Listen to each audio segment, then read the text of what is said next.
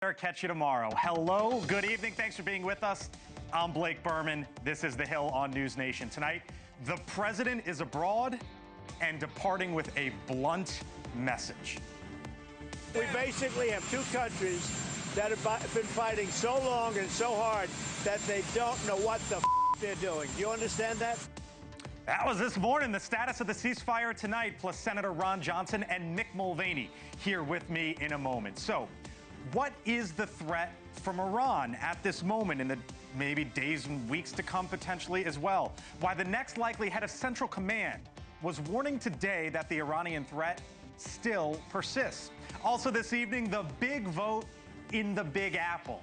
Will a race between a former governor and a younger upstart signal the potential direction of the Democratic Party going forward? And as the president is abroad, why is he still focused on that man right there? Jay Powell in the hot seat today as Trump typed away overnight. But first tonight, here from the Hill, the president set to meet with world leaders as his brokered ceasefire, at least as of this moment this evening, still holds. But before he left, the commander-in-chief with a stern warning to both Iran and Israel. Our Joe Khalil live at the White House tonight with those first on-camera remarks, I guess you could put it, Joe, since we heard from the president very briefly on Saturday evening. Yeah, and Blake, what we got was an image of a commander-in-chief who, I think in an exceptionally raw and real moment, was exasperated. We know from talking to our sources here at the White House, President Trump put a lot of personal stake in trying to get this ceasefire agreement together. We had heard that he had trouble with the Iranian side, but also perhaps maybe surprisingly had more trouble with the Israeli side, and it sort of all came out this morning in that exceptional moment. Take a listen. We basically have two countries that have been fighting so long and so hard that they don't know what the they're doing. Do you understand that? Now, Blake, there's reporting that President Trump, in his conversations with Prime Minister Netanyahu, got heated at times, that it was a very intense discussion as President Trump was urging, I think that's a nice word, nice way of saying it, Prime Minister Netanyahu to turn around the planes that were headed to Iran back to Israel and not to strike, or rather to stop the strike. So in the meantime, between now as I'm talking to you and that moment, there has been relative peace. President Trump hoping, as he's at the NATO Summit now, that it continues. Our Joe Khalil live tonight on the North Lawn. Joe K., thank you, sir. Tonight, new satellite imagery from Iran's Fordo enrichment facility after Saturday's strikes. You see some of it there. It shows craters visible at some of the tunnel openings, along with the destruction of several buildings. This, as the White House, really the administration across the board, is pushing back on reports that claim that U.S. strikes on Iran did not destroy key components of the country's nuclear program and likely only set it back a few months. The Defense Secretary, Pete Hegseth, responding with the statement to NewsNation tonight, reading in part, quote, "Based on everything we have seen, and I've seen it all, our bombing campaign obliterated Iran's ability to create nuclear weapons. Anyone who says the bombs were not devastating is just trying to undermine the president and his successful mission," end quote. Up on Capitol Hill here in this town, though, Democrats running with those reports. Is it in fact the case that Iran's nuclear program has been completely and totally obliterated? There apparently are reasons to believe that that was a blatant misrepresentation made by Donald Trump. That there, the top Democrat in the House, Hakeem Jeffries, with us live. You see him in front of you. Ron Johnson, Republican senator from the state of Wisconsin. Senator, always nice to see you, sir. Thank you for being back with us here on the Hill. If you listen to the president and the secretary, they say it was obliteration. Tonight, there are reports out suggesting otherwise, as I laid out, and the administration is pushing back on that. What do you believe to be the case, sir? Well, I, for one, hope that it was obliterated.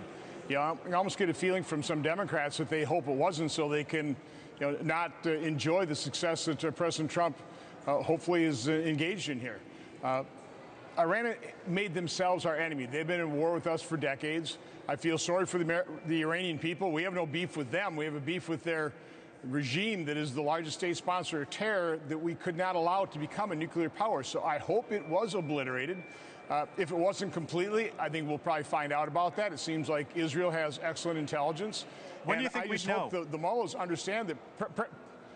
I don't know. I have no idea, but I hope the mullahs understand that President Trump is serious. He will not allow them to become a nuclear power, nor will Israel. And they have a path to rejoin the world community, stop being the largest state sponsor of terror, not threaten the rest of the world. I doubt the mullahs will take that up, but hopefully they are weak enough where the Iranian people can rise up and replace them. Okay, so on that note, the Iranian people, you hope, can rise up and replace them. Senator Lindsey Graham, your colleague, Republican from South Carolina, is pushing for regime change. President Trump, as he was aboard Air Force One earlier today, headed across the pond for the NATO Summit, was asked about that. He said this. I want to get your reaction on the other side. Do you want to see regime change in Iran? No. If there was, there was. But no, I don't want it. I'd like to see everything calm down as quickly as possible. Regime change takes chaos. And ideally, we don't want to see so much chaos. I don't know if you heard that clearly, but he pushed back on the idea, Senator, of regime change. Who are you with? Who do you think has this right, Senator Graham or President Trump? Well, again, chaos is not going to be good. I completely agree with President Trump. But, again, I just have a hard time believing the Ayatollahs are going to change their spots or their stripes and, forego terror, forego their desire to become a nuclear power. And so, again, I am concerned with them continue to be in power until that regime does change, and you'd like it to occur peacefully, doesn't result in chaos.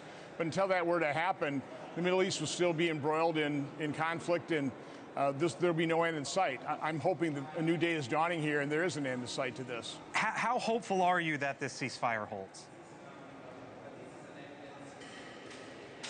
I'm hopeful. Obviously, that's what President Trump wants. There's not been a president in my lifetime that is less likely to get us involved in foreign entanglements, to get us involved in war, certainly not endless war. President Trump will do what he thinks is necessary to keep us safe. There's no risk-free way of doing that.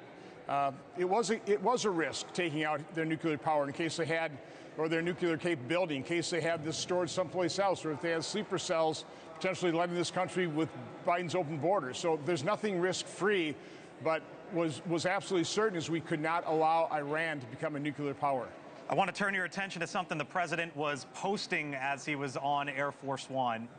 He took to Truth Social and talked about the big, beautiful bill. And here's what he said, Senator. He said, to my friends in the Senate, lock yourself in a room if you must. Don't go home and get this deal done this week. Work with the House so they can pick it up and pass it immediately. No one goes on vacation until it's done. What is your sense, Senator? Does this get done this week? If not, what's holding it up?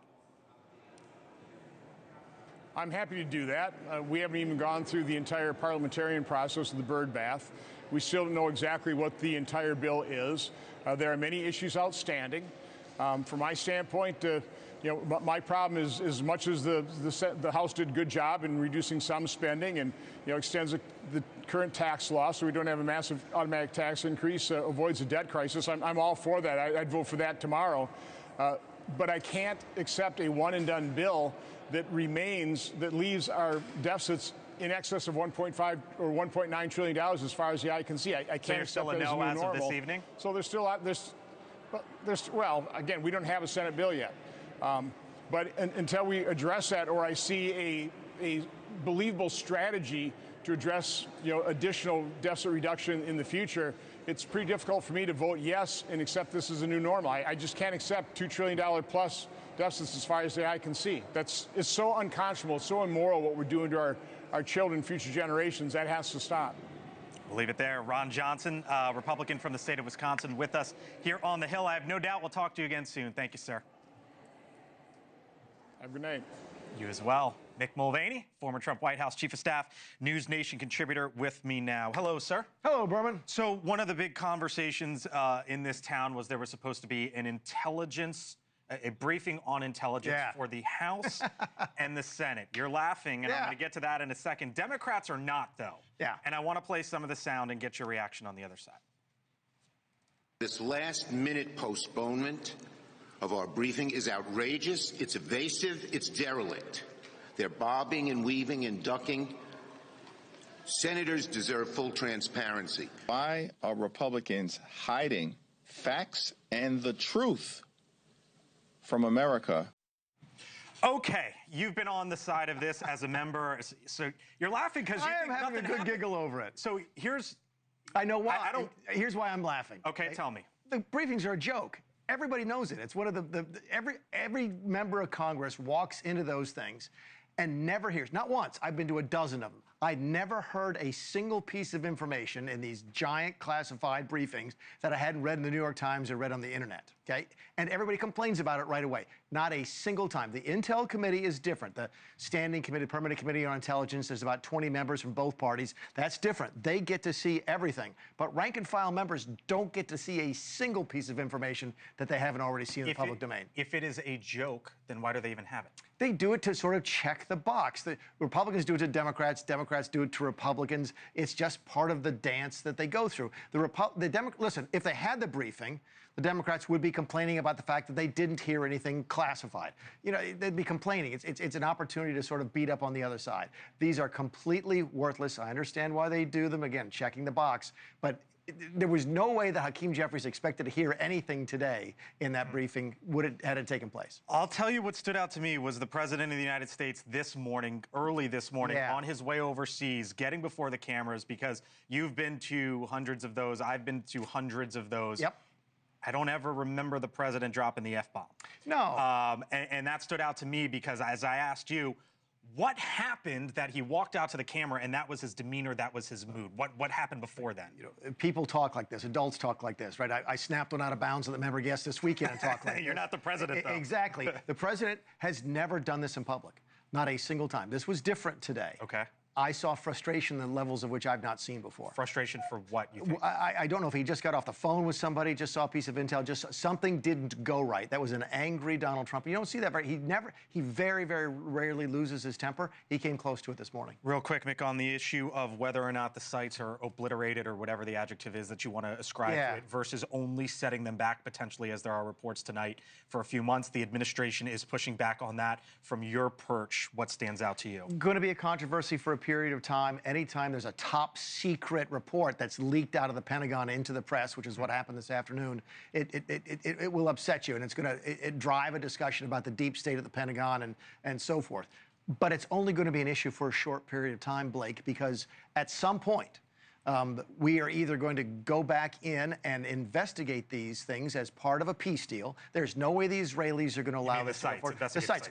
We will have our people on the ground at these sites, or military action will start again, one way or the other. Keep in mind, what's the one driving thing here for Donald Trump? There will not be a nuclear-powered Iran. And if there's any doubt about that, we're going back in. And the only way to remove the doubt is to let us go and see what the damage is. This will be a controversy, but only for a limited period of time. Mick Mulvaney, catch you later in the show. I'll be here. Thank you, sir. Appreciate it. Still much more ahead here on the Hill. A live look at New York City. Where are we looking in the Big Apple? Looks beautiful there. I wonder if it's Billionaires Row. I wonder if it's hotter there than it is here, because it's like 1 trillion degrees in this town. But we're showing you this picture because the Democratic primary for mayor is underway. What tonight's results could potentially mean for the entire Democratic Party, at least going forward. Is that one of the outcomes here? We'll see. Plus, we are live from Tel Aviv. That ceasefire as we stand here at 1:14 in the morning there, still on hold this evening. And as the president meets with world leaders at NATO, is one of his biggest foes actually right here at home? We'll explain. Thanks for being with us tonight. I'm Blake Burman. Back on the other side in 4 minutes. Catch you then.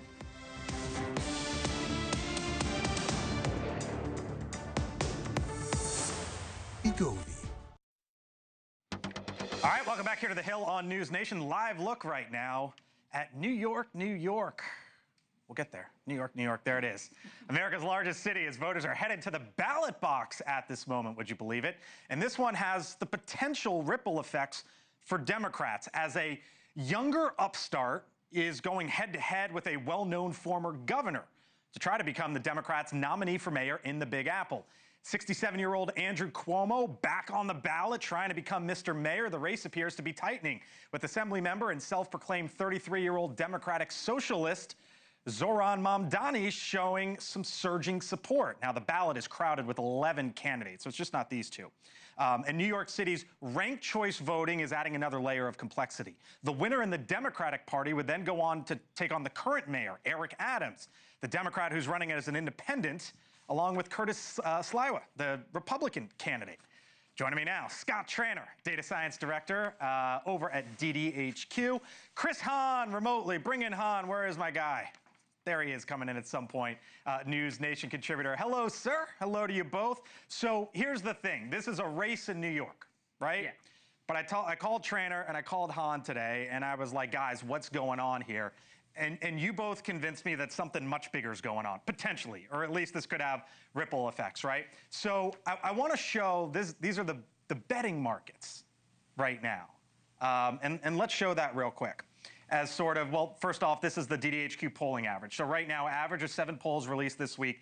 Andrew Cuomo up by 9 points. Yeah. The polling average, right? If that were 2 weeks ago, he'd be up by 15. So this shows you the trend. Trend this way. So now let's go into the betting markets. Yeah. And this is Kalshi. And this is basically a look at what's happened over the last, I don't know, week or so, right? Yeah. So this is the 1 week performance. So it was basically, this is, again, where people are putting their money, 75-25.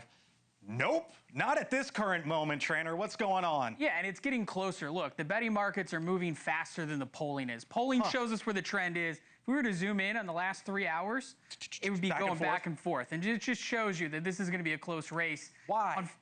Why or how? Well, Andrew Cuomo's gotten big name ID nationally, or nationally, statewide. He's got some big endorsers. Zohran has been capturing basically the youth vote, you know, with his low rent. He's a superstar right now. Okay. What's going on here, Hahn? So I think Mamdani's run a very energetic campaign. You know, all of his ads have him walking and talking to regular people. I really actually thought his ads were very well done, even though I don't really want to see him win. Cuomo has done almost a Rose Garden campaign where he's basically running a similar campaign to the one Eliot Spitzer lost when he was trying to make a comeback after he left the governor's mansion about 10 years ago. And I don't like that kind of campaign. But that said, Cuomo's got a lot of accomplishments. You just walk around the city of New York. You see bridges, you see tunnels, you see new airports, you see new train stations that were there because Cuomo got them built. So we'll see what happens tonight. I want to go a little bit broader here, Hahn, because I think this is kind of maybe one way to look at this nationally. Is for Mamdani, his top endorsements are Bernie Sanders and AOC. Yeah. And for Andrew Cuomo, Chris, his top endorsements you could include as Bill Clinton and Mike Bloomberg, right? And that kind of shows, I don't want to say all this race, it's not, but a part of this race and why so many people are watching it and maybe saying, okay, is this a projection of the party going forward?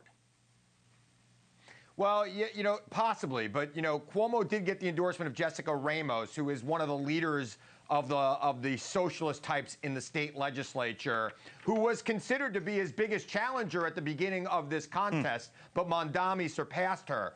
But, yeah, look, I mean, I think you got this kind of like youth movement versus the kind of old guard of the Democratic Party.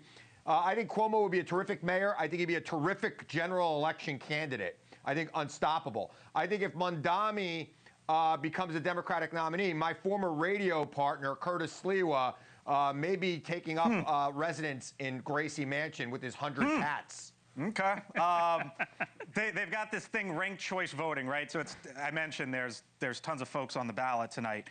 What are you looking for? So basically, if anyone gets over 50, they win. Yeah. Right, but we don't think that's going to happen. I mean, we don't know, but we'll see. What do you think? What are you looking for here, Tranter? So here's the insider. What I'm looking for is if you want to see a Cuomo race projection tonight, he's got to be above 15. I don't think he's going to be above 15, Zohan. So we're looking at 15 more than 15 more. If we see it somewhere around 10, this could go a couple of weeks. Ranked choice voting, even though he's ahead, he may end up behind, and New York City is going to count this out over the next 2 weeks. So basically, over under 10 will tell you how long it'll be. Hahn, I'll give you the last word as you're the New Yorker. Real quick. All the data I'm seeing says Cuomo in 7 rounds. So that means it's a long turn time before we know. And frankly, 7 rounds to me says it could go either way. But I think that my money's still on Cuomo winning. All right. Chris Hahn, thank you, sir. Data Science Director over at DDHQ, Scott Tranter. Appreciate it, guys. Thanks so much. Still much more ahead here on The Hill. A live look from Tel Aviv, where the skies are calm for now. Top member of the Senate Armed Services Committee, Senator Markwayne Mullin, with us here on The Hill. And from the Middle East to Wall Street, the stock market surges. But is that something anyone would have guessed over the last 72 hours? From now, I'll walk you through it. Stay with us.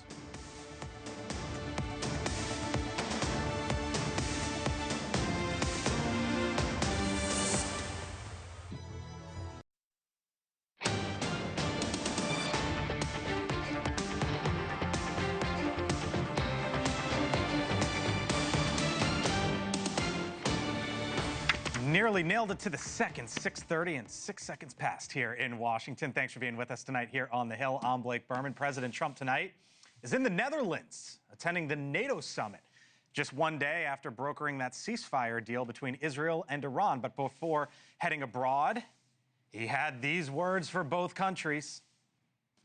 We basically have 2 countries that have been fighting so long and so hard that they don't know what the they're doing. Do you understand that? I think we understand it. Live look now, Tel Aviv, where it is now 1:30 in the morning there. Our Robert Sherman live on the ground with the very latest. Robert, obviously the big news in your parts is that ceasefire still appears to be holding as we know it in the overnight hours. What are you seeing, and what did they make of that comment from the president earlier today? Yeah, I mean, what I would say, Blake, is that not just this ceasefire, but all ceasefires tend to be very fragile in nature, with any type of move that's made outside of the parameters potentially causing serious issues here. And where we started this morning, things weren't looking so great, with missiles in the sky, explosions in southern Israel, people in bomb shelters. There wasn't a lot of certainty that we would really be getting to this point. But now, fast forward to where we are now. Well, the streets of Tel Aviv, they're starting to come back. People are returning to the streets. The Home Front Command has actually lifted many of its restrictions, meaning people are free to go about and go to the beach and go to stores. Just a couple of hours ago, we were still at the highest level of alertness. And now things are starting to at least return to a sense of normal. The Prime Minister addressed the nation tonight, in which he told the public this. Take a listen. I thank, on your behalf, President Trump and the United States for their part in defending Israel and eliminating Iran's nuclear threat. I must tell you, Israel has never had a greater friend in the White House than President Trump. And in just a couple of hours here, we're going to hit the 24-hour mark, which, according to the president, marks the end of the so-called 12-day war. But that does not mean that the eyes of the world are going to be drifting away from the Middle East, because the attention will then be shifting to what you see on your screen here, Gaza. Important to remember, another war is still ongoing. The Prime Minister made mention of that today. This is that Iran, their proxies, they still pose threats. There's still a threat in Gaza. There are still hostages there. More work to be done, but people starting to feel like they're inching towards normal tonight. Blake? Indeed, our Robert Sherman live in the Middle East this evening. Robert, thank you. So as lawmakers back here in our nation's capital want more information on Iran, the Senate Armed Services Committee had a confirmation hearing today for Vice Admiral Brad Cooper, President Trump's nominee to be the next commander of U.S. Central Command, CENTCOM. That, of course, responsible for military operations in the Middle East. I think we would all agree that Iran is the #1 source of instability in the region, the #1 source of and sponsor of terror throughout the world. I think from a military perspective, it's critically important today that we provide the maximum latitude and decision space to the Secretary of Defense and the President to decide on key plans and directions. Joining us now, the Republican senator from the state of Oklahoma, Markwayne Mullin, member of that very committee. Senator, thanks for being with us tonight. Always nice to see you. The threat from Iran, yes, sir, Blake, as we understand it, what do you believe that's still to be this evening? Well, I mean, there's always a threat when you have that Ayatollah that's still running that country. However, we're not interested in regime change at all. What we want to do is make sure we eliminate the threat of them having a nuclear weapon, because we know that Iran is responsible for killing over 1,000 Americans, either in service or personnel, not to mention the thousands that they wounded with their technology, with the IEDs. And so can you imagine nuclear-armed Iran? It's no question that they're the #1 sponsor of terror around the world. So our goal and our objective the whole time was to knock out their nuclear facilities. That was Israel's goal. That was our goal. We've done that. And now if they try to rebuild it, we will do it again. However, the Iranian people at some point are going to have to make the decision, is the Ayatollah that brought in this reign since 1979, is this still the regime they want running the beautiful country of Iran? And that'll be a question that they will have to answer, but that's not our objective here. Vice Admiral Cooper, again, who is likely to be running CENTCOM here probably at some point later this summer, said something that caught my attention, Senator. Here it was about the threats underground. Obviously, there's been a lot of focus about what happened underground. I want to get your reaction on the other side. I think in the Central Command, and I think we would have to anticipate in the future globally, you're going to see threats begin to go underground, whether we're talking about Hamas, Hezbollah, the Houthis, the Iranians. Other adversaries are clearly watching and see where they can gain advantage. Is that the next phase with all this? Possibly, but to go underground is actually really expensive. And if Iran it continues to go after a nuclear weapon, if they want to go back down that road, they're going to find themselves in a financial crisis. Somebody's funding Hamas, somebody's funding the Houthis, somebody's funding the terrorist organizations around the world. Most of the time, they don't actually have a lot of income coming in. So if Iran doesn't have the ability to finance it, then it's going to be very difficult for them to be effective at so-called underground. There are the reports, Senator Markwayne Mullin with us tonight here on the Hill. There's reports that the strikes might have only delayed the Iranian nuclear capabilities by a few months, or maybe just past a few months. The White House, the Trump administration is pushing back against that. The Defense Secretary Pete Hegseth, for example, giving NewsNation a statement in which he pushes back on that. How much of the Iranian capabilities do you believe were actually destroyed in these strikes? Well, I believe you're referring to a report that got leaked out prematurely by DIA, which is Defense Intelligence Agency. We haven't even done the assessment. We do know that we greatly crippled and wiped out their infrastructure. Now, what you didn't do was wipe out the knowledge. The Iranian regime has the knowledge to still build the system back, but they will not be able to rebuild what we destroyed. That network is off. Now, what they can do, Blake, is they can go back in and say, hey, this was vulnerable, this wasn't vulnerable. We thought Fordo was incapable of being destroyed. We put too much stock in that. Now we're going to diversify it and go more underground with it. We're going to, instead of having as many eggs in one basket, we're going to have 20 sites instead of 5 sites. All that is possible because, as I said, they still have the knowledge, but will they have the finances to be able to do that? Okay. That answer is likely no. Let me leave you with this. As the president was headed abroad, Senator, he took to Truth Social and typed out the following. He said, "To my friends in the Senate, lock yourself in a room if you must. Don't get home. Get the deal done this week." Speaking of the big, beautiful bill. Work with the House so they can pick it up and pass it immediately. No one goes on vacation until it's done. Is this getting done this week, Senator? And what is the biggest holdup from your perspective? Absolutely, it's getting done. The president and I spoke this morning about this. What did he tell you? He is committed. Leader Thune is committed. He wants to get it done. He wants us to stay here till we get it done, and we want to deliver on that too. Leader Thune has been already very clear that we're going to stay here in the Senate until we do get it done. The objective is of this bill is to make sure we get 51 in the Senate, and whatever that magic number is in the House. Remember, we always say 218, but it could be 215. depending on who's there that day. The fact of the matter is we're going to deliver for the American people. We are walking step by step together with our colleagues in the House and at the White House. Everybody's engaged. There's obviously some sticking points. I mean, one big sticking point is What's salt. the big one? Yeah. But we're going to have a bill that. Yeah, we're going to have a bill that that isn't perfect, but it's good. It's moving us in the right direction, getting us away from the Biden-era policies, moving us into the Trump-era policies, which is what the American people voted for in November. And I am confident we're going to get it done before the 4th of July. Let me ask you this: the Republican senators, for example, I had Ron Johnson on the show about half an hour or so ago, who are still they have their issues. At the end of the day, do you really believe that there is going to be a Republican senator who would vote against this? And I'm not singling out Senator Johnson specifically. I'm just talking about in general.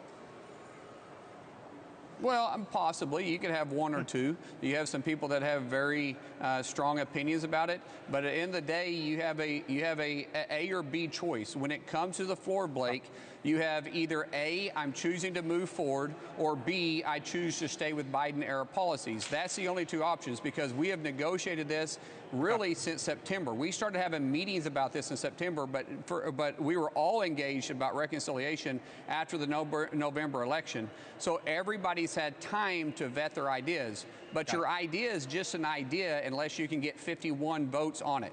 At the end of the day, it's a package that we've negotiated and got the best package we could possibly get for the American people that can pass both chambers and get on the president's desk. Markwayne Mullin, senator from Oklahoma, with us tonight, speaking to the president earlier today. Thank you, sir. Appreciate it.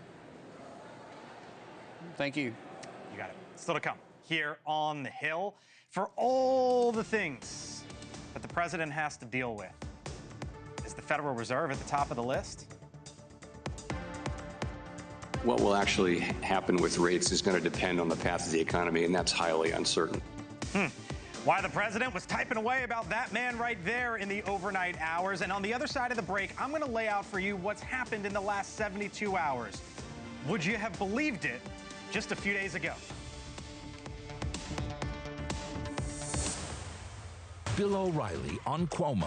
What are you talking about? Here's what I'm talking about, Cuomo. America's favorite sparring duo with TV's liveliest, most honest debate. I just tell you the truth backed up by facts. Tomorrow at 8, 7 Central, only on NewsNation.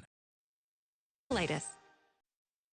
All right, welcome back here to the Hill. President Trump in the Netherlands tonight to attend the NATO Summit, where the attacks on Iran's nuclear sites and the ongoing conflict between Israel and Iran undoubtedly will be discussed. With that, a live look at Jerusalem right now, the Western Wall. Would you look at that?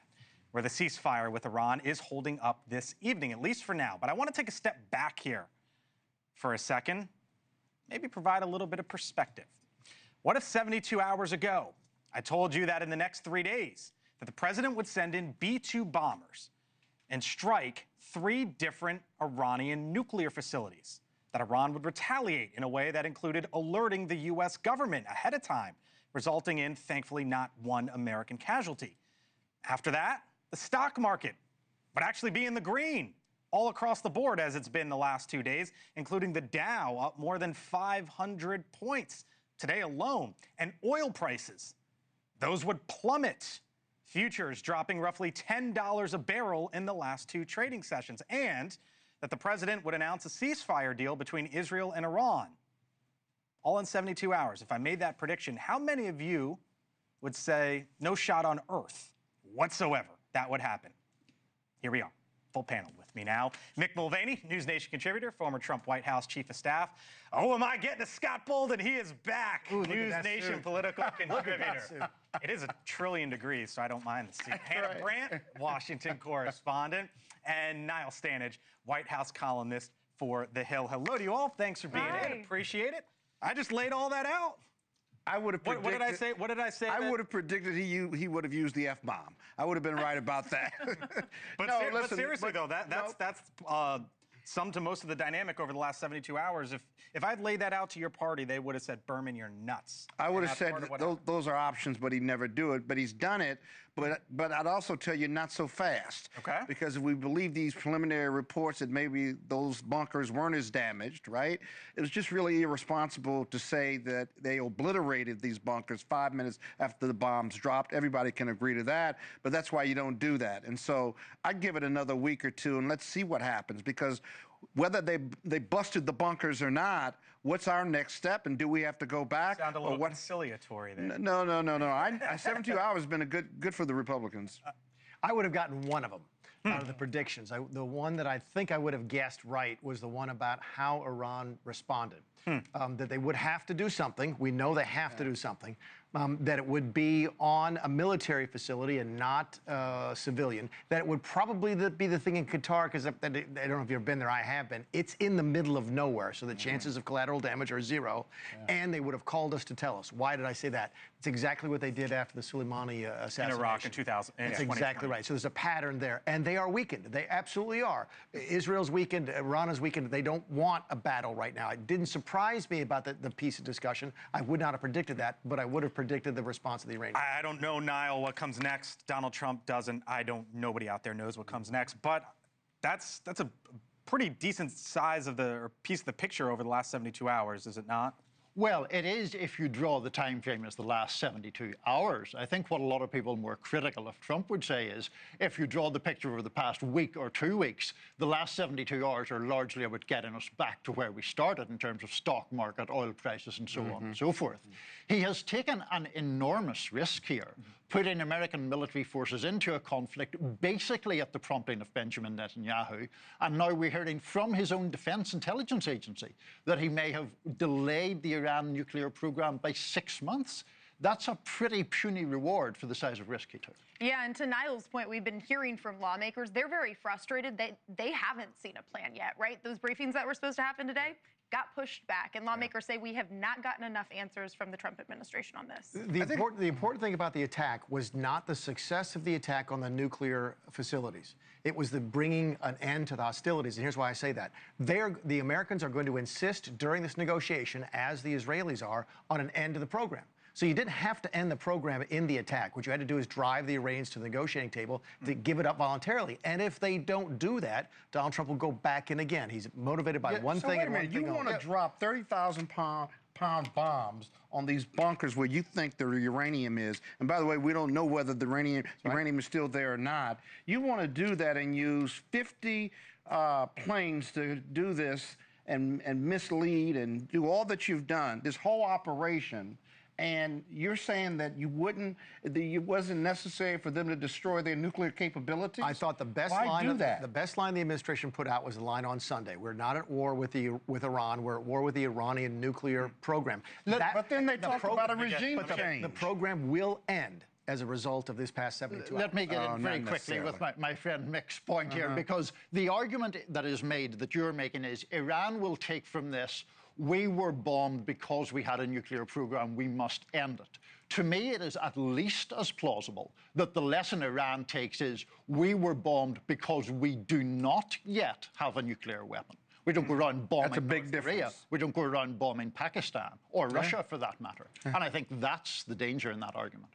So, as the president, as NewsNation understands it, made the first go-ahead, basically authorizing this on Friday, you know what he was also doing? He was typing away at Jay Powell, and the chairman of the Federal Reserve. The presidency is a multifaceted job. I bring that up because you know who he was typing away at 1:32 in the morning today, calling very dumb and hard-headed as he was about to go, as the president was about to go abroad? Me. Not Mick Mulvaney. That's what I was going to guess. Nicer but adjacent things as well. And here was Powell earlier today. Roll it. All forecasters are expecting pretty soon that some significant inflation will show up from tariffs. Now, we can't just ignore that. He's still going after Powell, and that's the one person he can't fire. Yeah, and what I thought was really interesting is in that truth that he posted, he said, I hope Congress goes after him. Even Republicans didn't. It was a polite hearing, and as far as Capitol Hill hearings go, it was kind of boring, honestly. He can't. This is still gnawing at him, Mick. What are you watching for here? What I was watching for is the timestamp. 1:32 in the morning. That's why I wrote it down. Again, the man doesn't sleep. He sleeps from about 2 a.m. to about 6 a.m. And this is what he thinks about late at night. Again, if he's tweeting it or truthing at 1:30 in the morning, that's 100% him. Right. Powell is his kryptonite. Yeah, well, He is his kryptonite. It just might be. We'll see. Thank you all. Appreciate it. Still Thank to you. come. Do you know what happened on this day 15 years ago? I'm going to tell you as it relates to Steve Jobs. My take is next. And coming up on Elizabeth Vargas Report, she'll be talking to someone who says that Iran's uranium is still hidden in those tunnels. She comes up 6 minutes away. My take, other side of the break. Stay with us.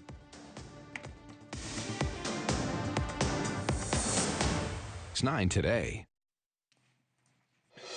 All right, so 15 years ago today, Steve Jobs, one of the all-time legendary innovators, unveiled the iPhone 4 and with it a little thing called Facetime, even making the first Facetime call before the public. I'd like to do the same on this occasion. So I'm going to go ahead and call Johnny now. Hey, Johnny. All right, so I bring it up in case you missed this yesterday in Austin, Texas, involving another legendary innovator. The rollout, pun intended, from Elon Musk's Tesla, autonomous robotaxis. Up to 20 now on Austin streets, taking passengers from one place to the next for a fee without anyone behind the wheel. This, by the way, is a likely competitor to Waymo, which is already testing its own self-driving vehicles in some of America's biggest cities. So here's something to think about as we wrap up tonight. Rolling out FaceTime to rolling out robotaxis is 15 years, and 15 years from now is the year 2040. What will be the new shiny object then? I have no clue. I do know this, though. They say time flies when you're having fun. Well, in this case, maybe it drives. We leave you with a live picture of the Washington Monument, and I show you this tonight because it is 100 degrees here in Washington, so hot they actually closed the thing down. Stay cool out there. It is the start of summer. I'm Blake Burman. I thank you for watching. I'll see you tomorrow.